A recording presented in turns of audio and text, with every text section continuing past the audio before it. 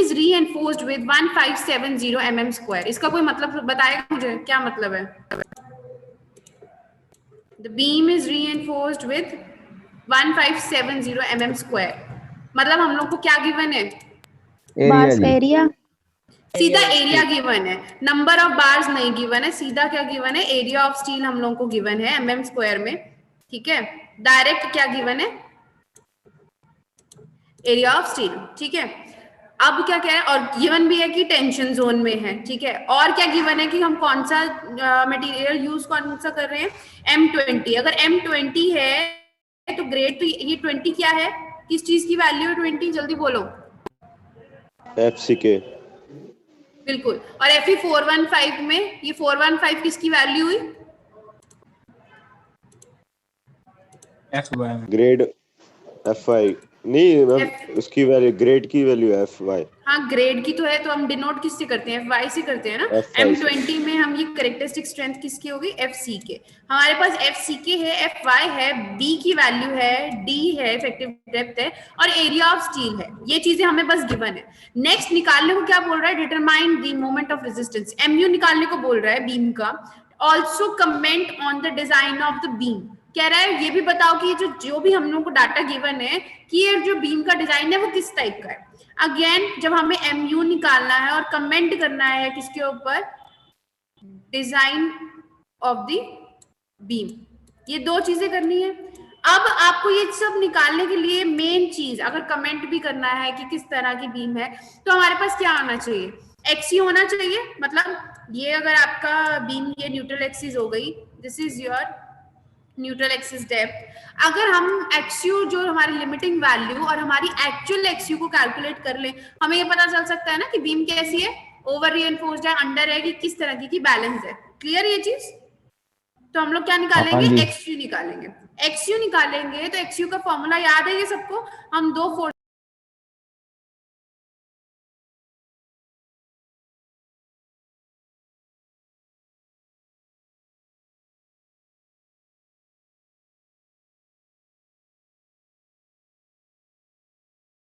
FIAST, और यहाँ से ये तो हमारे पास फॉर्मूला आ जाता है इसका न्यूट्रल एक्सिस की डेप्थ का। अगेन FY हमें पता है हम कौन सा ग्रेड यूज कर रहे हैं, 415 क्वेश्चन में गिवन है। FCK हमें पता है कौन सी है, 20 मिक्स यूज कर रहे हैं M20। Then width of beam हमें पता है 300 है। एरिया ऑफ स्टील निकालने की जरूरत नहीं, क्वेश्चन में डायरेक्ट गिवन है। सारी चीजों को पुट करो, कैलकुलेटर से सॉल्व करो। मेन चीज ध्यान रखनी है यूनिट्स। कोई चीज मीटर में है तो उसको mm में कर दो, या यूनिट हमारी क्या होनी चाहिए? सेम होनी चाहिए। तो सारी चीजें mm में, ये भी mm में, ये भी mm में है, ये भी mm, इधर ये भी mm, एंड एरिया भी हमें ऑलरेडी किस में गिवन है? mm स्क्वायर में गिवन। तो सारी यूनिट्स mm में है, तो सीधा यहाँ पे पुट करा तो हमारे पास जो XU की वैल्यू आई वो कितनी आई? 262.43। कैलकुलेटर से करके देखना आप लोग, अभी तो सिर्फ समझा रहे हैं। यहां तक समझ आया? यहां तक कोई दिक्कत? No ma'am. अब मेरे को ये बताओ Fe415 के लिए XU मैक्स का क्या फॉर्मूला होता है? 0.48 dg। बिल्कुल सही। XU मैक्स के लिए हमारे पास न्यूट्रल एक्सिस डेप्थ का फॉर्मूला क्या होता है? 0.48 d। जरा पुट करके मेरे को बताओ कितना आ रहा है? d कितना है यहाँ पे? 500। तो क्या हुआ? 0.48 इंटू 500 कितना हुआ बताओ जरा? 240 जी। XU मैक्स तुम बोल रहे हो कितना आ रहा है? 240। बाकी बताओ, यही आ रहा है? यही आ रहा है मैम। तो अब यहाँ पे क्या है आपका? XU मैक्स क्या है? कम हुआ इसके कंपैरिजन में, एक्चुअल XU के कंपैरिजन में तो ये ज्यादा हो गया। तो ये किस टाइप की बीम हुई? XU एक्चुअल वाला, ये वाली वैल्यू ज्यादा हो गई XU मैक्स से, तो कौन सी टाइप की बीम हुई है? Over reinforced.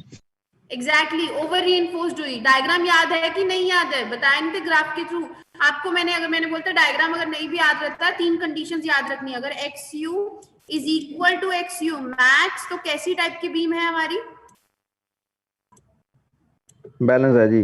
बैलेंस। अगर XU less than XU max तो कैसी बीम है? Under reinforcement. Under reinforced. अगर ग्रेटर है तो कैसी बीम है? ओवर तो इस केस में क्या हो रहा है, हमने कैलकुलेट किया एक्चुअल एक्सयू जो हमारे पास फोर्सेस है उसके हिसाब से, तो कितना आया 262.43। वो ज्यादा हुआ किसके कंपैरिजन में, लिमिटिंग के कंपैरिजन में। तो इसलिए हमारी बीम किस तरह की है, ओवर एनफोर्समेंट। तो बस यही बताना था आप लोगों को, यही दो चीजें पूछी थी। पहले क्या बोला था, डिटरमाइन क्या करना है, moment of resistance of the beam. फिर उसके बाद क्या बोला था, also comment on the design, comment भी करना है इस डिजाइन के ऊपर। तो हमें इतना तो पता चल गया कि बीम किस तरह की है। आइए जरा देखें हम नीचे इन्होंने जो कैलकुलेशन करी है, आपने जो बताया मुझे।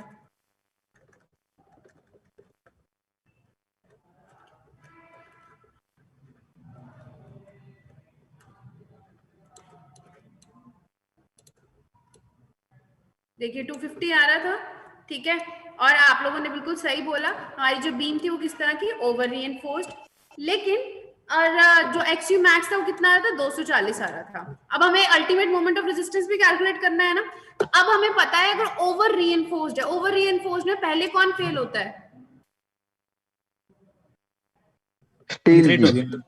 अरे ओवर रीइंफोर्स्ड में पहले कौन फेल कंक्रीट। होएगा, कंक्रीट पहले फेल होएगा। ओवर रीइंफोर्स्ड मतलब सरिया ज्यादा है ना, तो पहले कौन फेल होएगा, यहाँ पे सरिया ज्यादा है तो पहले फेल क्या होगा, कंक्रीट फेल होएगा। तो अगर ओवर रीइंफोर्स्ड की बात करें तो इसका अगर पहले कंक्रीट फेल हो रहा है, ठीक है, कुछ इस तरह से इसका स्ट्रेन डायग्राम बनेगा। मतलब ये एक्सयू ज्यादा आ रहा था ना आपका, एक्सयू मैक्स सॉरी एक्चुअल एक्सयू ज्यादा आ रहा था, तो ये वाला चीज ज्यादा है, तो कंक्रीट पहले ज्यादा स्ट्रेन बियर करके टूट रहा है। तो कंक्रीट के अंदर स्ट्रेन ज्यादा हो रही है, कंक्रीट के अंदर डायमेंशन ज्यादा चेंज हो रही है। तो अगर कंक्रीट पहले फेल हो रहा है तो हम मोमेंट किसकी मदद से निकालेंगे, कंक्रीट वाली फोर्स की, क्योंकि पहले कंक्रीट फेल हो रहा है ना, स्टील तो सेफ है ही है। तो हम मोमेंट अगर हमें सेफ डिजाइन करना है तो हम मोमेंट किसका कंसीडर करके चलेंगे, जो पहले फेल हो रहा है। तो कंक्रीट का हम लोगों को पता है एफ की वैल्यू कितनी होती है, 0.36 FC के इंटू एक्स यू मैक्स वाली वैल्यू पिक करोगे, एक्स यू मैक्स वाली, ठीक है। क्योंकि हमें बीम को ओवर रीइंफोर्स के हिसाब से नहीं करना है डिजाइन, हम लोग एक्चुअल के हिसाब से करेंगे ना। तो क्योंकि ओवर रीइंफोर्स इकोनॉमिक नहीं है, ठीक है, तो हम लोग इसका जो मोमेंट ऑफ रेजिस्टेंस में जो एक्स यू की वैल्यू लेंगे ना, वो एक्स यू मैक्स की कंसीडर करके चलेंगे, जो डेप्थ ऑफ न्यूट्रल एक्सिस, ठीक है। तो 240 यहाँ पे वैल्यू पुट करोगे into lever arm. Lever arm आपको पता है जेड, जो कि किसके बराबर था, d minus 0.42 of x U max, ठीक है। एक्स यू मैक्स हमारा हमें पता है कितना है 240, इधर भी कितना है 240 पुट कर दो, बी हमारे पास है एफसीके की वैल्यू 20, ठीक है। क्वेश्चन में सारा डाटा गिवन है, सिर्फ ये सॉल्व कर दो। आप अगर पूछोगे कि अल्टीमेट मोमेंट ऑफ रेजिस्टेंस हमने 0.87 वाले से क्यों नहीं निकाला, क्यों, क्योंकि हमारा यहाँ पे कंक्रीट पहले फेल कर रहा है। आप लोगों को जो मैंने उस दिन टेबल एक लास्ट बनवाया था उसमें मैंने आप लोगों को लिखवाया हुआ था, याद है, गो थ्रू किया नोट को कि नहीं, एक मिनट रुको, लेट मी शो यू।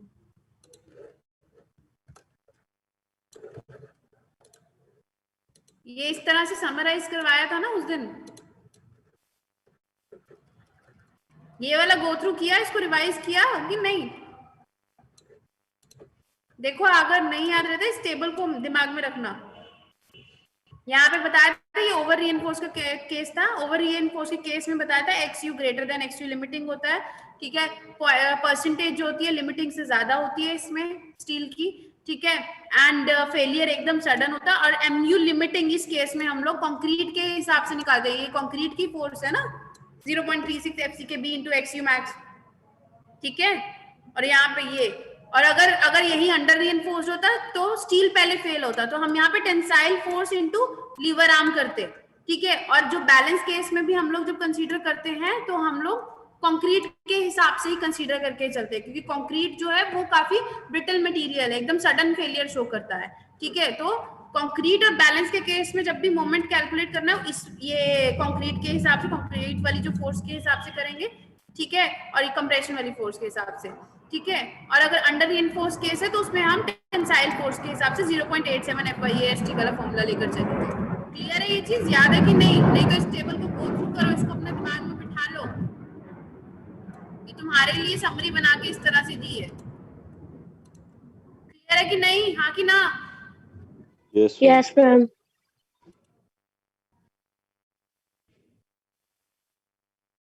हाँ जी, चलिए ये न्यूमेरिकल यहाँ पे थे। तो अब अल्टीमेट मोमेंट ऑफ रेजिस्टेंस निकालना था, एक्स यू हम लोगों ने अभी निकाला, ठीक है, X U max sorry 0.8 into D से वही पुट करना है यहाँ पे, ठीक है।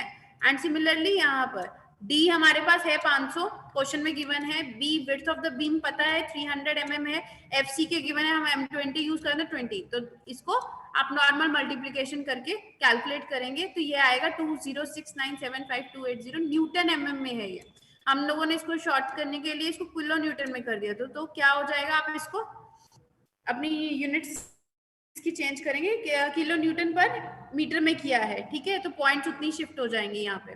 कन्वर्जन आई होप अब इतना तो आप लोगों को कन्वर्जन करनी आती है, किलो न्यूटन से किलो न्यूटन में जाना है और एमएम से मीटर में जाना है, ठीक है।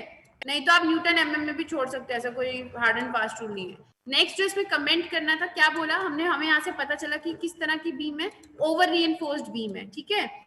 The given beam is over reinforced, लेकिन आप लोगों को मैंने पहले भी बताया है कि आईएस कोड क्या कहता है कि हमें बीम को ओवर रीइंफोर्स नहीं डिजाइन करना है, तो इसीलिए हम लोग इसको क्या करेंगे, रीडिजाइन करेंगे, बिकॉज ऐसी जो बीम होती हैं वो फेल कर जाती है इन compression of concrete which is sudden, बहुत ही सडन होता है, ठीक है, और कोई वार्निंग साइन नहीं देता है। तो अब आपके क्वेश्चन में कभी भी आपको ऐसा केस आएगा पेपर में कि आपकी बीम ओवर रीइंफोर्स्ड है, तो इस तरह से आपको लिखना है कि the given beam is over reinforced, जो बीम हमारी है वो ओवर रीइंफोर्स्ड है, लेकिन एज पर आईएस कोड इस तरह की बीम हम लोग नहीं बनाते हैं, इसीलिए हम इसको दोबारा से रीडिजाइन करेंगे, ठीक है, क्योंकि इस तरह की जो बीम्स होती हैं जो कंक्रीट फेलियर के अंदर अकर करता है तो एकदम सडनली फेल होती है, कोई वार्निंग साइन नहीं शो करती है।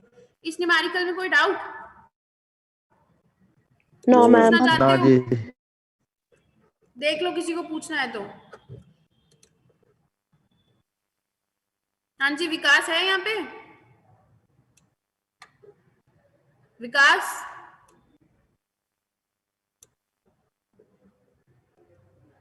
विकास, समीना, आस्था, बाकी बच्चे भी, बच्चे किसी को कोई डाउट है पूछो। No doubt ma'am. और बाकी भी कोई कुछ पूछना चाहते हैं प्लीज पूछ सकते हैं। अभी तक ये जो 3 न्यूमेरिकल पिछले लेक्चर के 2 मिला के और अभी वाला आज वाला मिला के, ये तो बेसिक टाइप की न्यूमेरिकल की। अगर कोई इसकी मैक्सिमम कोई टफ टाइप आ सकती है, वैसे कम ही आती है तुम लोगों को, लेकिन अगर इसकी कोई एक टफ टाइप आ सकती है, वो जो मैं अभी न्यूमेरिकल अगला वाला करवाने जा रही हूँ, इट इज मतलब इससे ज्यादा कोई तुमसे नहीं पूछेगा। दिस इज मेरे हिसाब से, तुम लोगों के सिलेबस के हिसाब से ये सबसे टफेस्ट होगा तुम्हारे लिए। इस तरह का एक न्यूमेरिकल करवा रही हूँ, बाकी अगर तुमसे ये वाले बाकी जो 3 किए तो कुछ कुछ उसी तरह के न्यूमेरिकल आएंगे। जरा इसकी डेफिनेशन को गो थ्रू करते हैं, क्या कह रहा है न्यूमेरिकल, हमें स्टेटमेंट क्या है न्यूमेरिकल की। कह रहा है एन आरसीसी बीम, डायमेंशन कितनी गिवन है, 300 × 600 mm। अब यहाँ पे इफेक्टिव नहीं लिखा है, यहाँ पे ओवरऑल लिखा है, ठीक है, तो यहाँ पे ओवरऑल हो गई हमारी, कितनी हो गई इसकी विड्थ 300, ठीक है, और डेप्थ कितनी हो गई 600। Is reinforced with 420 mm dia, ठीक है, 4 बार हैं वो प्रोवाइड कर रखे हैं, तो हमने यहाँ पे नीचे शो कर देते हैं, 1 2 3 4, कितना डाया गिवन है 20 mm, ठीक है, 4 बार 20 mm डाया के गिवन है हम लोगों को। The effective cover to the reinforcement is 50 mm। अब उसने खुद ही हमें इफेक्टिव कवर भी बता दिया है, क्या कह रहा है, इफेक्टिव कवर जो यहाँ पे है कितना है 50 mm। डेफिनेशन में कोई दिक्कत, ये इसकी स्टेटमेंट में कोई दिक्कत? इफेक्टिव कवर समझते हो ना, कि अगर ये ओवरऑल 600 है तो यहाँ पे इसने क्या बोला, ये वाली जो वैल्यू है कितनी 50 mm हमें लेकर चलनी है। और क्या कह रहा है, ये तो क्रॉस सेक्शन की बात है। अब आगे क्या कह रहा है, the effective span of the beam, beam तो इस तरह से होती है ना कि अगर ये आपकी स्लैब है, मान लो ये ऊपर स्लैब दिख रही है हम लोगों को, ठीक है, यहाँ पे बीम है इस तरह से, अब ये बीम पूरी यहाँ पे रन ऐसी कर रही होती है ना पूरी स्लैब के यहाँ पे, ठीक है। अब क्या कह रहा है कि अगर मैं आपको ये बोलूं, मैंने सिर्फ आपको समझाने के लिए ऐसे शो किया है, ठीक है, थोड़ा रफ सा डायग्राम बनाया। अब क्या कह रहा है, the effective span of the beam, हमारे पास अभी हम क्रॉस सेक्शन देख रहे थे यहाँ से, ये क्या है क्रॉस सेक्शन, ये पूरा क्या है क्रॉस सेक्शन। अभी क्या कह रहा है, effective span of the beam, मतलब ये वाली, ये पूरा जो स्पैन है ये कितना है 5.5 मीटर, कितना है 5.5 मीटर। हमें गिवन है बीम का जो स्पैन है। अब इसको अगर आप डायग्रामेटिकली जब न्यूमेरिकल सॉल्व करते हैं तो हम इसको ऐसे शो कर देते हैं कि ये जो बीम का स्पैन है दिस इज व्हाट, कितना हो गया आपका 5.5 मीटर, ठीक है, बीम का जो ओवरऑल स्पैन है, मतलब जब आपकी पूरी बीम इस तरह से शो कर। आगे क्या कह रहे हैं कि कौन कौन सी चीजें यूज हो रही है, M20 ग्रेड यूज हो रहा है, तो इट मींस आपकी FCK की वैल्यू कितनी हो गई 20। और क्या कह रहे हैं Fe415 स्टील, तो इट मींस FY कितना हो गया, कितना हो गया FY बोलो 415 जी। 415 हो गया। आगे क्या कह रहे हैं, फाइंड द UDL, हमें क्या निकालना है, यूनिफॉर्मली डिस्ट्रीब्यूटेड लोड निकालना है, सुपर इम्पोज्ड, जो कि उसके ऊपर बाहर से एक्सटर्नली लगा हुआ है, ठीक है, सेल्फ वेट नहीं इसमें आएगा। इसमें बोला है सेफ UDL निकालना, क्या है कि बीम के ऊपर UDL फैक्टर्ड कितना लग रहा है, मतलब कितना फैक्टर्ड UDL लग रहा है जो बाहर से एक्सटर्नली लग रहा है, बीम का सेल्फ वेट नहीं आएगा इसमें, ठीक है, तो सिर्फ जो बीम के ऊपर एक्सटर्नली जो सुपर मतलब जो एक्सटर्नली UDL लग रहा है हमें वो कैलकुलेट करना है। सेकेंड पार्ट में क्या कर रहा है, find the safe central concentrated load that the beam can carry. एक तो UDL निकालना है, दूसरा क्या कह रहा है कि कंसंट्रेटेड लोड, मतलब अगर ये बीम है, ये वाली बीम है 5.5 मीटर स्पैन की, एक तो क्या कह रहा है कि एक तो UDL निकाल दो, और दूसरा क्या कह रहा है कि अगर इसके ऊपर पॉइंट लोड लग रहा है, मान लो पॉइंट लोड मैंने P से डिनोट कर दिया, पॉइंट लोड P लग रहा है कंसंट्रेटेड, मतलब एकदम कहां पे, सेंटर पे लग रहा है, कंसंट्रेटेड लोड लग रहा है that the beam can carry in addition to its self weight. तो पहले वाले केस में सिर्फ उसने क्या बोला, सुपर इम्पोज UDL निकालना, उसमें सेल्फ वेट को कंसीडर नहीं करना है। इसमें क्या कह रहा है, कंसंट्रेटेड प्लस इस बीम का जो अपना सेल्फ वेट है वो दोनों कैलकुलेट करने को बोल रहा है। क्वेश्चन समझ आया, हाँ कि ना, नहीं समझ आया दोबारा बोलो, मैं दोबारा समझा देती हूँ। क्वेश्चन समझ आया कि नहीं, रिपीट कर दो एक बार। चलो दोबारा रिपीट कर देते हैं, साथ साथ इसको देखना, ठीक है, डेफिनेशन इसकी स्टेटमेंट को। एन RCC बीम बोल रहा है कितना सेक्शन, ये समझ आ गया, डायमेंशन B इंटू D, ये तो समझते हो, हाँ कि ना, Yes, ma'am. कि इसकी विड्थ कितनी हो गई 300 mm, इसकी विड्थ हो गई, डेप्थ कितनी हो गई 600 mm, और ये कैपिटल D है, ये स्मॉल d नहीं है, क्योंकि यहाँ पे क्या लिखा है, ओवरऑल लिखा है। अगर इफेक्टिव लिखा होता तो इसका मतलब हम समझ जाते हैं कि वो स्मॉल d गिवन है, ठीक है, ये तो पता है ना। हाँ जी। हाँ जी, चलो आगे क्या कह रहे हैं, इज रीइंफोर्स्ड विद 4 बार है जिनका डाया कितना है 20 mm। ये आपको पता ना, जहाँ पे 5 लिखा होता है वो डायामीटर, मतलब यहाँ पे देखो बीम मैंने बनाई, यहाँ पे 300 mm इसकी विड्थ हो गई, डेप्थ हो गई 600, यहाँ पे शो किया हुआ है। आगे मैंने 4 बार भी यहाँ पे दिखा दिया, 1 2 3 4, जिनका डाया कितना है 20 mm। अब आगे क्या कह रहे हैं, इफेक्टिव कवर कितना है, इफेक्टिव कवर इसने बोला 50 mm। Next the effective span कितना है, ठीक है, the effective span of the beam is 5.5। मैंने आपको बोला कि आप अगर अपनी छत देखते हो वहां पे आपको बीम दिखती है, हाँ, ये तो हम क्रॉस सेक्शन की बात करें तो बीम पूरी स्लैब के ऊपर लगी हुई होती है, मान लो एक इधर वॉल है एक इधर वॉल है, ये आपकी बीम यहाँ पे स्प्रेड हो रखी है, तो वो स्पैन कितना है 5.5 मीटर स्पैन है, ठीक है। आगे क्वेश्चन में क्या गिवन है कि हम M20 ग्रेड यूज कर रहे हैं और इधर से Fe415 स्टील यूज कर रहे हैं, तो M20 के मतलब क्या हो गया, 20 क्या हो गया, इसका FCK हो गया, FY क्या हो गया, यहाँ पे हमारा 415 न्यूटन पर mm स्क्वायर हो गया, ठीक है। ये तो हमारे पास ये तो डाटा गिवन जो था। अब निकालने को क्या कह रहा है, find the safe UDL the beam can carry. एक मिनट में दोबारा इसको डायग्राम क्लियर,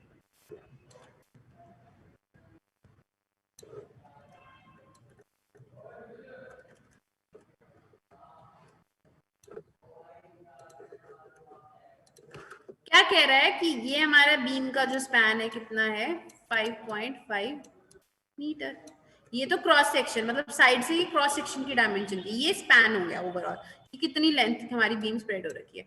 नेक्स्ट क्या कह रहा है कि क्या कैलकुलेट करना है, सबसे पहले जो कैलकुलेट करने को कह रहा है find the safe UDL super imposed है, निकालना है द बीम कैन कैरी, जो कि ये बीम कैरी कर सकती है। अब सुपर इम्पोज की बात हो रही है तो इट मींस उसमें इस बीम का सेल्फ वेट नहीं इंक्लूड होगा, जो UDL है जो एक्सटर्नली लग रहा है वो इंक्लूड होगा। तो हमें निकालना क्या है, UDL निकालना है, ठीक है, जो इसके ऊपर पूरा यूनिफॉर्म डिस्ट्रीब्यूटेड लोड निकालना है। मान लो मैंने इसको स्मॉल w से डिनोट कर दिया, ठीक है। एंड और क्या कह रहा है, ये तो फर्स्ट केस हो गया। सेकंड क्या कह रहा है, सेकंड केस में कह रहा है find the safe central concentrated load. क्या निकालना है? सेफ सेंट्रल कंसंट्रेटेड लोड, मतलब अगर मैं इसको P से डिनोट करूं, ये जो बीम के सेंटर पे लग रहा है कंसंट्रेटेड लोड, पॉइंट लोड मतलब, ठीक है, that the beam can carry in addition to its self weight. Self weight मतलब जो इस बीम का खुद का वेट है वो, ठीक है, प्लस जो ये पॉइंट लोड लग रहा है, ये दोनों मिला के हमें कैलकुलेट करने हैं। आप लोगों को मैंने बताया था चैप्टर की, जब हमने ये सब्जेक्ट शुरू किया था, कि अगर हम आरसीसी यूज करते हैं, आरसीसी का यूनिट वेट कितना होता है, याद है किसी को? जल्दी बोलो, आरसीसी का यूनिट वेट कितना होता है? 7850 kg per meter cube। 25 याद है कि नहीं? नहीं याद है, चलो अभी याद रख लो। 25 किलोन्यूटन पर मीटर क्यूब। बिल्कुल सही बोला समीना, ठीक है। तो 25 वैल्यू होती है आपकी यूनिट वेट किसकी? आरसीसी की, ठीक है। चलो ये तो अभी देखते हैं कि कैसे यूज करेंगे हम इसको। यहां तक ये बताओ कि क्वेश्चन की स्टेटमेंट समझ आई कि क्या निकालना है क्या नहीं? Yes ma'am. अब ये मत बोलना कि तुम लोगों को ये नहीं पता कि यूडीएल क्या है, पॉइंट लोड क्या है, वो मैं नहीं बताने वाली हूँ। एसएम अपनी पढ़ के आना, एएम के फंडे अपने क्लियर करके आना, वो नहीं मैं बार बार बताने वाली, क्योंकि ये पुराने कंसेप्ट्स हैं। आप लोगों को पता होना चाहिए यूनिफॉर्मली डिस्ट्रीब्यूटेड लोड क्या होता है, पॉइंट लोड क्या होता है। मेरे को अच्छे से याद है, मैंने अभी भी जो फर्स्ट ईयर में मेरे पास थे, उनको समझाने के लिए मैंने स्केल के ऊपर चौक से समझाया था कि अगर एक पॉइंट पे लग रहा होगा तो मैंने आप लोगों को दिखाया था किस तरह से चौक डाउनवर्ड डायरेक्शन में उसका शो करता है, ठीक है। एंड अगर यूडीएल होता है तो स्केल के ऊपर मैंने आपको स्प्रेड करके दिखाया था कि ओवरऑल जो लोड लग रहा है उसके ऊपर पूरा मैंने बताया था। काइंडली अपने प्रीवियस कंसेप्ट याद करके आना, ठीक है। अब जरा गो थ्रू करते हैं ये चीजें, ये क्लियर है क्या निकालना है क्या नहीं? आपको यूडीएल निकालना है, मतलब यहाँ पे ये W की वैल्यू कैलकुलेट करनी है, और पॉइंट लोड जो कि सेंटर पे लग रहा होगा वो कैलकुलेट करना है। Now let us go through the numerical. अच्छा, अब एक चीज ये बताओ, आपको ओवरऑल डेप्थ गिवन है, आपको 50 इफेक्टिव कवर गिवन है, तो आप स्मॉल डी कितना लेकर चलोगे? अगर आपकी कैपिटल डी 600 है, ठीक है, तो डी में से कितना माइनस कर दोगे? डी में से ये वाला क्लियर इफेक्टिव कवर माइनस कर कवर, देंगे जी। हाँ बिल्कुल सही, -50 कर दोगे। क्वेश्चन में गिवन है ना सब कुछ, 600 आपकी कैपिटल डी है, ओवरऑल गिवन था, तो क्या कर दोगे? 600 माइनस 50 कितना हुआ?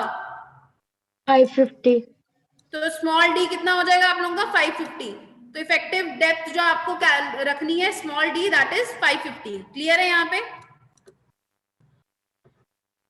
Yes ma'am. Yes ma'am. चलिए जरा पहला पार्ट करते हैं, ठीक है। और एफ सी के गिवन है, बी गिवन है, डी गिवन है। चलो गिवन डाटा लिख लिया, अब आगे जरा न्यूमेरिकल पे गो थ्रू करते हैं।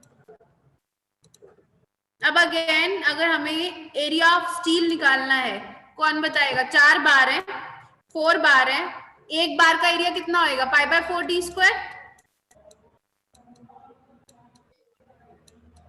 अब यहाँ पे डी कौन सा यूज हो रहा है? बार का डाया कितना गिवन है? 4 बार, उनमें कैपिटल डी की वैल्यू, सॉरी स्मॉल डी की वैल्यू क्या है? मतलब ये अगर एक सिंगल बार है, इसका डाया कितना है? 20 mm गिवन है, तो यहाँ पे क्या कर दोगे? 20 स्क्वायर हो जाएगा। 4 बार है इंटू क्या कर दोगे? 4। जरा कैलकुलेट करो। 1257.14। करा कैलकुलेट साथ साथ, क्योंकि यू नेवर नो, गलत हो सकता है ये बुक में, इसीलिए बोल रही हूँ खुद कैलकुलेट करके बताओ। हो गया मैम कैलकुलेट। चलो ठीक है, एरिया आपने एरिया ऑफ स्टील कैलकुलेट कर दिया, ठीक है। 4 इंटू π/4 d स्क्वायर से कितना बोला आपने फानिश? 1257.142। बाकी सबका आ रहा है कि बुक वाला आ रहा है?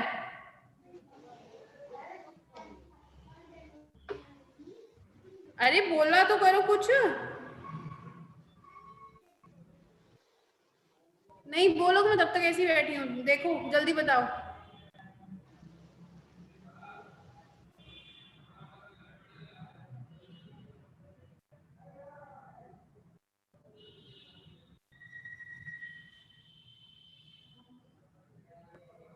One two five seven point आ रहा है मैम 14। 7.14 आ रहा होगा, ठीक है। Yes ma'am. तो अपना देख लेना, उस हिसाब से अपनी वैल्यूज यहाँ पे लिख लेना। एक्चुअल में जब करोगे तो इट विल कम अराउंड 1257.142 ये वैल्यू आ रही होगी, ठीक है। तो ये आपका क्या आया, एरिया ऑफ स्टील की वैल्यू आई। फाइन, यहां पर कोई दिक्कत, यहां तक? No ma'am. ये बेसिक डाटा है जो हमें गिवन है, हमने उसको इंटरप्रेट किया है। नेक्स्ट आपको गिवन है इफेक्टिव स्पैन कितना है, वो लिख लो।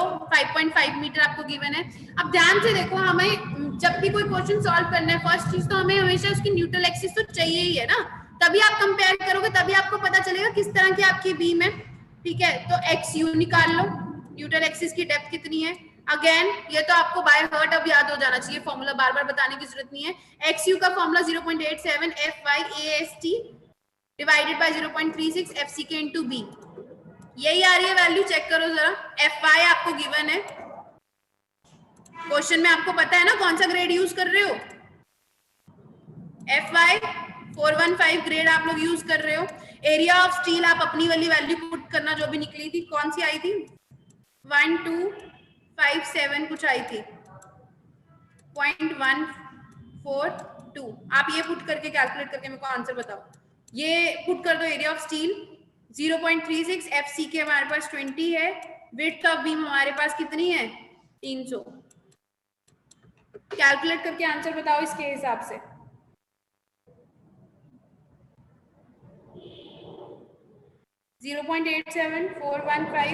Into area of steel. ऊपर वाले का आंसर आ रहा है मैम 453,891.11। 453,891, हाँ बिल्कुल सही।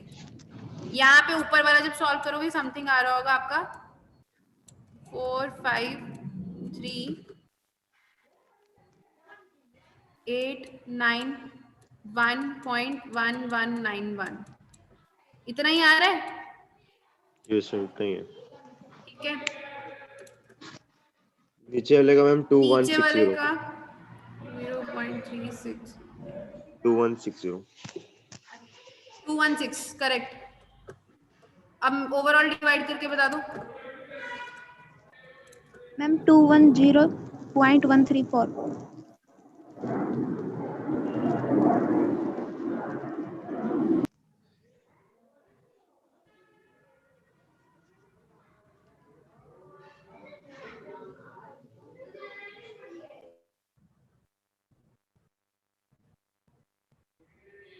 कितना है अब?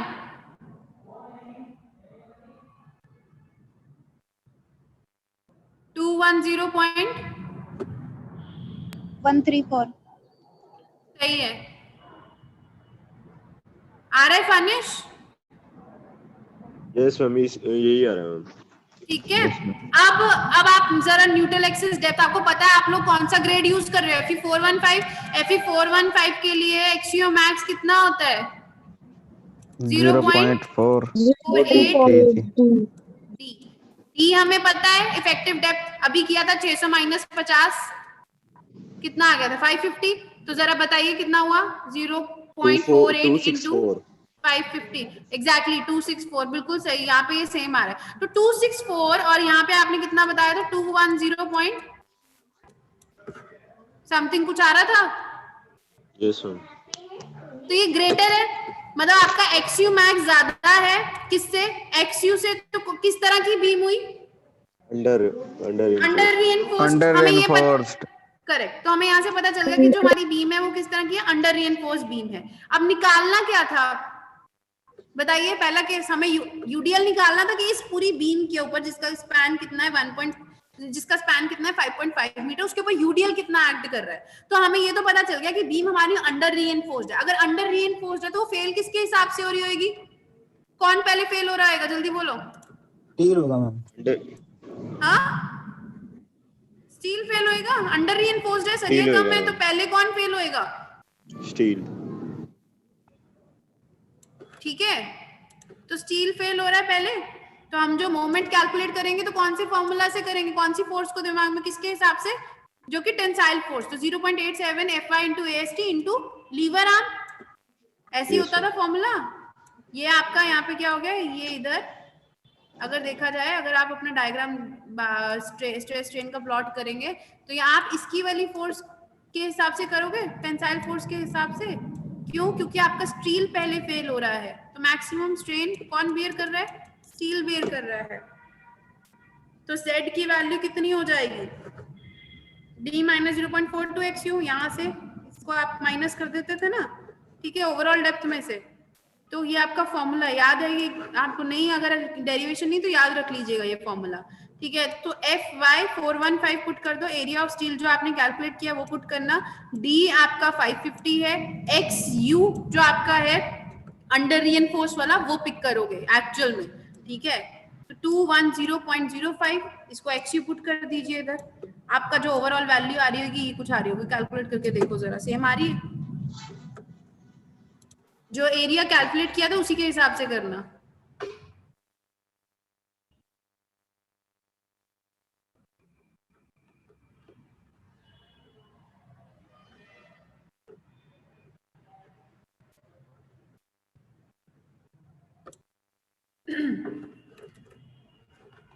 यहाँ MU तक क्लियर है? MU तक नहीं क्लियर किसी को तो पूछिए, और लेक्चर खत्म होने वाला है, इसको दोबारा रिज्वाइन कर लेना, 1 मिनट का बचा, जल्दी बोलो।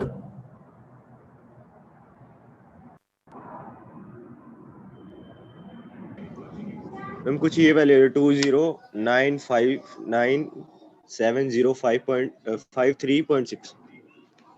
ठीक है, जो भी तुम्हारा MU आ रहा है उसको नोट डाउन कर लेना, ठीक है। अभी फिलहाल मैं इसके हिसाब से कर रही हूँ, ठीक है।